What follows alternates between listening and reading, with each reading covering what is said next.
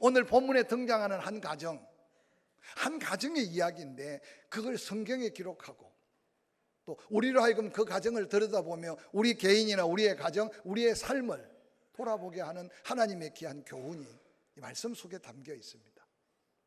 결론적인 이야기 같지만 베들레헴 그 이름 자체가 하나님의 은혜가 넘치고 풍성함이 넘치는 말씀의 집이요 축복의 집이요 떡이 풍성한 집인데 그곳에서 예수 그리스도가 탄생하신 영광스러운 곳 아닙니까? 그런데 그 풍성한 은혜를 누리고 살면서도 잠시 고난을 견디지 못하고 그 풍성함을 가지고 더 풍요로움을 꿈꾸며 오늘날 말로 모압이라는 땅으로 한 가정이 이민을 갑니다.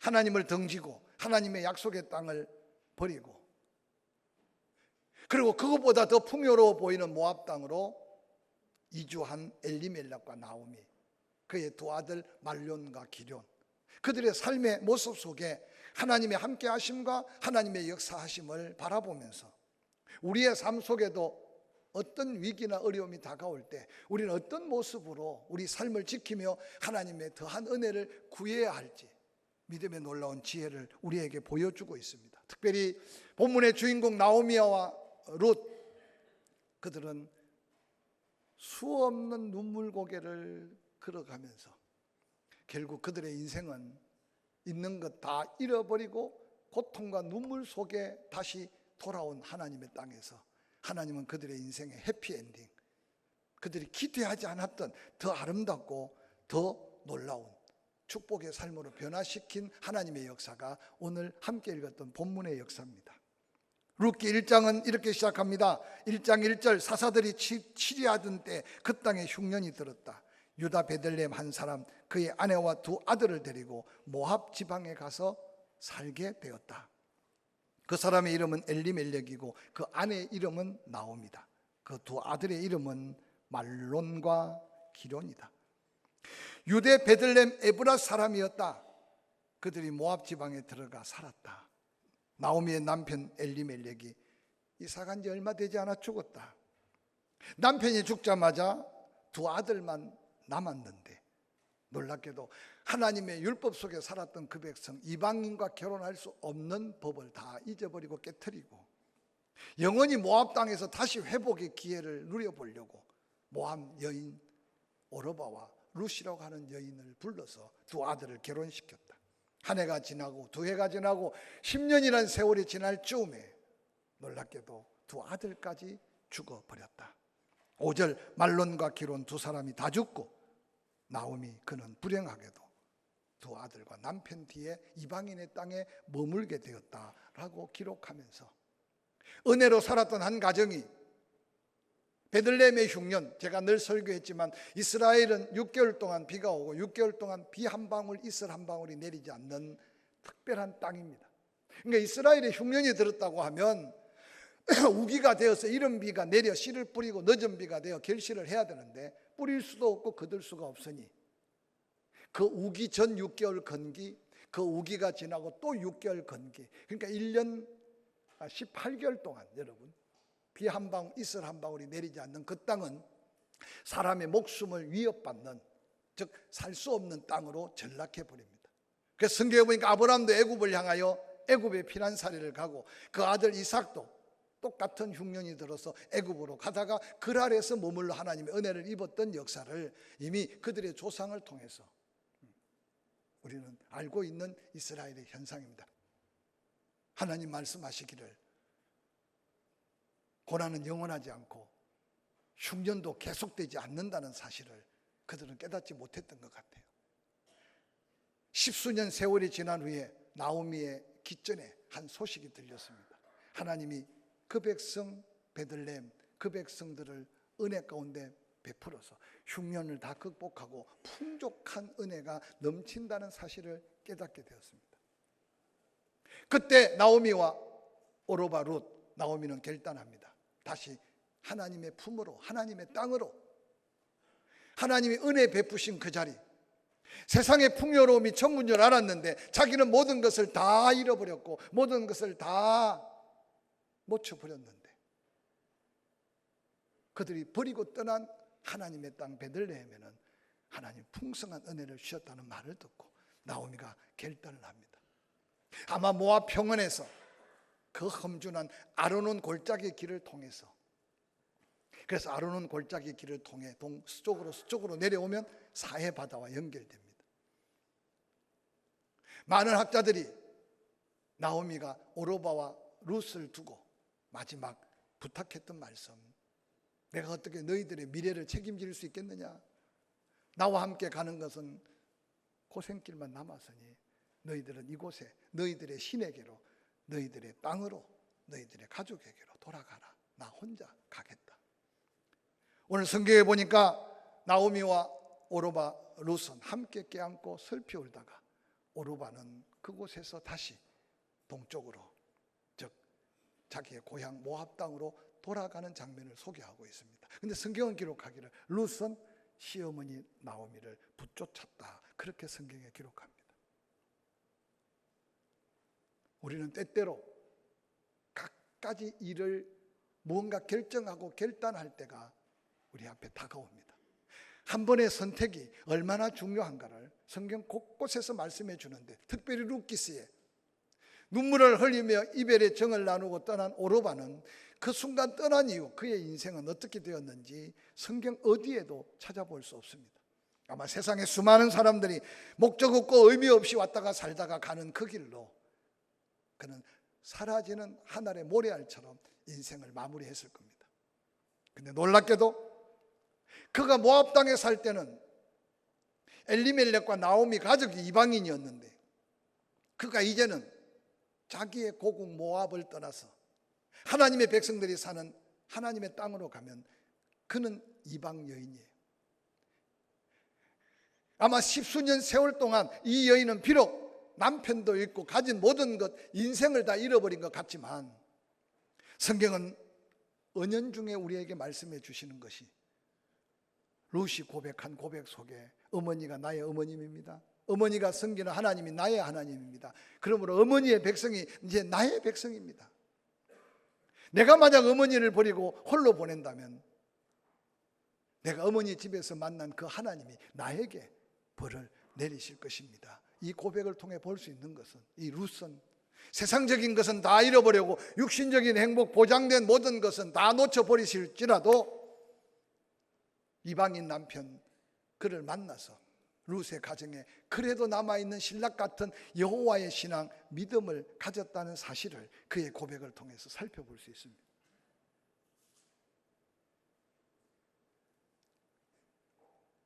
오늘 그 시어머니를 따라온 룻의 모습을 한번 살펴볼까요? 베들레헴 동네에 나오미가 등장하자마자 동네 여기저기에서 수군거리고 말하는 여인들이 몰려들기 시작합니다. 어떻게 보면 떠났던 나오미 같고 세월이 10년 이상 지났으니까 어떻게 보면 나오미가 아닌 것 같고, 오늘날 말하면 박상 늙고 고통 속에 절망 속에 어두운 나오미를 한번 상상해 보십시오. 그래서 여기저기서 나오미가 맞나 맞지 않나, 아니 나오미가 스스로 말하기를 내가 나오미는 맞는데 나를 이제 나오미라고 부르지 마십시오. 그래서 나오미가 고백하는 게 뭡니까? 내가 풍족한 중에, 부요한 중에 하나님을 등지고 하나님의 땅을 버리고 내가 모압으로 이사 갔는데 하나님이 나를 치셨다. 나는 모든 걸 다 잃어버리고 기쁨과 행복, 즐거움이 아니라 나는 쓰디쓴 눈물과 고통으로 살았던 슬픔의 여인이다. 그래서 나를 이제는 나오미라 부르지 말고 마라라고 불러다오라고 말합니다. 나오미의 형편이 그 정도네. 룻은 어떻겠습니까? 그렇게 혈통을 중시 여기고 그렇게 전통과 문화를 중요시 여기는 그 하나님의 땅에 이방 여인 이제 룻의 삶은 아마 우리가 상상조차 할 수 없는 고통의 삶이었을 겁니다. 아무도 도와주는 사람 없습니다. 아마 나오미는 너무 지치고 늙어서 노동할 수 없는 상황이었던 것 같아요. 근데 룻은 이주를 하자마자 이른 아침 이삭을 줍고 있는 룻의 모습을 성경은 기록하고 있습니다. 날이면 날마다 이삭을 줍고 오는 룻에게 나오미가 드디어 아마 하나님께서 감동하셨겠죠. 룻의 팔자를 고쳐주기 위해 시어머니가 과부대 며느리에게 러브 스토리를 가르치고 있는 놀라운 장면이 룻기스의 시어머니와 며느리 사이의 아름다운 모습으로 기록되어 있는 것을 한번 여러분 들여다보시길 바랍니다. 보아스와 함께 짝을 이루려고. 그래서 이 수줍은 이방 여인 며느리가 시어머니의 말을 듣고 보아스가 농사를 마치고 농막에 쉬고 있는데 그 발꿈치에 슬그머니 들어가 있는 장면을 룻기 3장 8절에 그렇게 말합니다. 밤중에 보아스가 깜짝 놀라 몸을 돌이켜 본 적 한 여인이 자기 발꿈치에 누워 있었다. 그냥 누워 있었던 게 아니죠. 시어머니의 따뜻한 사랑의 배려, 룻의 아름다운 믿음의 수고, 하나님의 아름다운 역사하심. 보아스가 말합니다. 누구냐? 하고 대답하는데 나는 당신의 여종 룻입니다. 당신의 옷자락을 펴서 당신의 여종을 덮어주십시오. 이 말은 좀 고급스러운 표현인데 나를 책임져 주십시오. 나는 당신에게 내 몸을 다 맡기기를 원합니다 하는 아름다운 옛날 옛적 믿음의 사람들의 러브 스토리의 한 장면이에요. 그러면서 룻이 말합니다. 시어머니를 통해 들어보니 당신이 우리 가문을 다시 일으켜 세워줄 기업 물을 자인 것을 듣고 내가 당신께 왔다는 거죠. 보아스가 말합니다. 내 딸아, 여호와께서 내게 복 주시기를 원하노라. 내가 가난하건 부하건 젊은 자를 따르지 아니하였으니. 보아스와 룻의 나이 차이가 꽤 많았던 모양이에요. 보아스가 자세히 그의 친족, 세상에서 모든 걸 다 잃어버리고 빈털터리로 돌아온 누군가 돕지 않으면 살 수 없는 그 가정을 거룩한 부담으로 바라보면서 이방 여인 룻을 보아스가 눈여겨보았던 것 같아. 근데 동네 사람들도 한마디 두마디 칭찬하기 시작하는데 보아스의 마음속에 그의 아름다운 믿음의 덕을 본 것 같아. 네가 아직도 젊은데 돈이 있고 없고를 떠나서 젊은 사람에게 눈을 돌리지 않고 하나님의 은혜를 구하며 나에게 이렇게 온 것은 너의 특별한 모습이다. 네가 살아오는 삶의 모습을 보니까 처음 봤던 인상보다 시간이 지날수록 더욱더 아름답구나 라고 칭찬을 합니다. 그러면서 11절에 이제 내 딸아 두려워하지 말아라. 내가 내 말대로 내게 다 행하리라. 내가 현숙한 여자인 줄 나만 아는 게 아니라 나의 성 베들레헴 백성들이 다 안다라고 말했습니다. 여러분 짧은 대화지만 아무도 정인 서줄 사람도 없고 보아스가 말하고 룻이 들은 것밖에 없지만 나오미와 룻의 가정에 하나님의 놀라운 은혜의 햇살이 비치듯이 눈물만 뿌리고 살았던 그들에게 소망의 새로운 꽃을 피우고 있는 역사가 오늘 본문의 현장입니다. 여전히 룻은 이삭을 주어야 되고 여전히 나오미는 가난한 허리띠를 졸르면서 그 환경을 이겨나가야 하지만 보아스의 이 약속은 가정을 다시 세우고 하나님의 은혜의 놀라운 통로가 열려지는 희망과 축복의 약속이라는 사실을 성경은 우리에게 소개해 주고 있습니다. 지난날 하나님 앞에 잘못 살았던 과거가 있을지라도 떠났던 약속의 땅을 다시 돌아와 부끄러움과 때로는 고통스러운 삶의 자리, 묵묵히 씨를 뿌리듯 눈물을 뿌렸던 그들의 걸음 속에 하나님은 놀랍게도 위로자를, 그러니까 그 눈물의 자리에 기쁨의 놀라운 열매를 얻게 하실 하나님을 성경은 소개하고 있습니다. 사랑하는 성도 여러분, 우리의 믿음의 이전 사람들은 이런 삶의 흔적 속에 불렀던 찬송 가사가 있는데 시편 126편 5절 6절에 보니까 누군가 눈물을 흘리며 씨를 뿌린 자는 기쁨으로 거두었다. 울며 훌쩍훌쩍 눈물 뿌려 씨를 뿌리는 자는 어느 날 기쁨으로 그 곡식단을 가지고 돌아왔다 라고 하는 찬송의 놀라운 제목들을 우리는 기억하게 될 것입니다. 오늘 이 시간 함께 예배하는 저와 여러분의 삶 속에 아직도 해결되지 않거나 아직도 이루어지지 않는 어떤 무언가 그 고난, 그 염려, 그 기도 제목, 그 아픔과 그 힘든 현장 속에 나만 홀로 이런 일을 당한다고 생각하지 마시고 룻이 듣고 보고 깨달았던 여호와의 신앙, 예수 믿어 구원받은 자에게 약속한 말씀들이 여러분 안에 다시 한번 무언가를 눈물로 씨를 뿌릴 수 있는 여유, 믿음의 도전, 하나님의 귀한 은혜가 함께할 수 있기를 주의 이름으로 간절히 축원합니다. 축복의 기회를 놓쳐버린 오르바를 여러분 기억하시기 바랍니다. 시어머니 앞에 울며 입 맞추고 돌아가 버린 오르바. 그러나 미래가 보장되어 있지 않지만 여호와의 믿음, 그 신앙 하나를 붙들고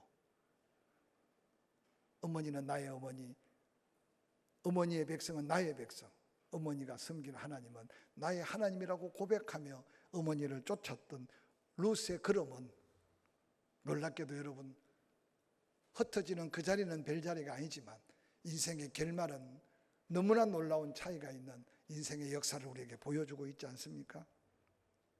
뿐만 아니라 이제 보아스가 룻에게 약속한 그 약속을 지키기 위해서 이 룻의 가정을 책임질 수 있는 기업 물을 자가 보아스보다 더 가까운 한 사람이 있었다는 사실을 룻기서에는 소개합니다. 룻기 4장 3절은 이렇게 말합니다. 보아스가 자기보다 앞서 그 책임을 감당할 사람에게 말합니다. 모압 지방에서 돌아온 나오미가 우리 형제 엘리멜렉의 소유지를 팔려 한다. 즉 그것을 책임져 달라고 한다. 내가 여기 앉은 이들과 백성의 장로들 앞에 그것을 책임지라고 말하여 알게 하기 위해서 너를 불렀다. 내가 만약에 그 책임을 지지 않으면 내가 그 책임을 질 것이다. 이 시간에 네가 이야기해라. 그랬더니 나오미와 룻을 책임져야 할 족보 가운데 더 가까운 이 한 사람 이름조차 기록하고 있지 않다. 늙어 빠진 나오미를 책임지며 이방 여인 룻을 책임져야 하며 그 이미 밭을 다시 도로 싸서 그 가문을 이렇게 세우는 일은 오늘 이 친족에게는 엄청난 부담이었어요. 부담일 뿐만 아니라 자기에게 아무런 유익이 없는 일이었습니다. 그래서 그가 보아스에게 그 소리를 듣자마자 손사래를 치면서 나는 관심 없다, 나는 할 수 없다, 나는 못한다. 그리고 자기에게 주어진 특권을 스스로 포기해 버립니다. 오늘 이 본문의 말씀 속에요, 오르바와 룻을 비교하면서 인생의 갈림길을 소개한 사람도 있지만 이 놀라운 하나님의 역사 앞에 더 가까이 더 귀한 은혜의 책임을 부여받은 이 친족 한 사람의 표현과 보아스가 거룩한 부담으로 나오미와 룻을 기업 물을 거룩한 부담을 갖고 맞이하는 것은 또 다른 엄청난 삶의 결과를 가져옵니다. 아마 오늘을 사는 이 세상 사람들에게 물으면 누가 더 지혜로울까? 나에게 아무런 유익이 없고 나에게 아무리 보장된 것도 없어 보이는, 아니 책임져줘 않아도 될 그 책임을 내가 왜 지느냐 하고 손사래를 쳤던 보아스보다 앞선 기업 물을 자격을 가진 그가 더 지혜로워 보이는 것이 이 세상의 모습이 아닌가 성경은 우리에게 다시 묻고 있습니다. 사랑하는 성도 여러분,